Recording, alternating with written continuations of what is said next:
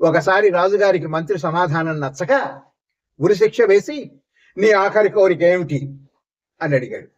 ఏం లేదు మహారాజా, ఒక చిన్న అవకాశం ఇస్తే మీ గుర్రానికి రెక్కలు తెప్పిస్తాను అన్నాడు మంత్రి.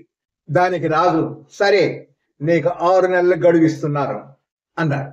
భర్తకు ఉరిశిక్ష విధించారని తెలిసి మంత్రి గారి భార్య కంటికి మంటికి ఏకధారగా ఏడుస్తూ, ఏం జరిగింది అని అడిగింది. రాజుగారితో జరిగిన ఒప్పందం గురించి చెప్పాడు. భార్య మళ్ళా ఏడుస్తూ, 6 నెలలే ఎందుకు అడిగారు, 1-2 సంవత్సరాలు అడిగి ఉండొచ్చు కదా అనింది.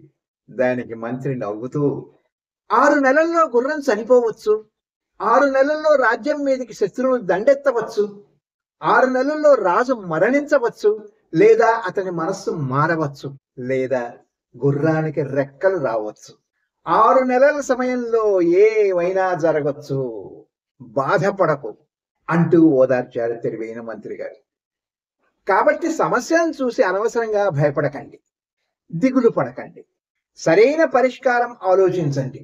అంతేకాదు, కాలం ఏ సమస్యనైనా పరిష్కరిస్తుంది. ఏమో, గుర్రం ఎగరావచ్చు, సమయం వచ్చే వరకు వేచి ఉండాలి, తప్పదు. Good luck.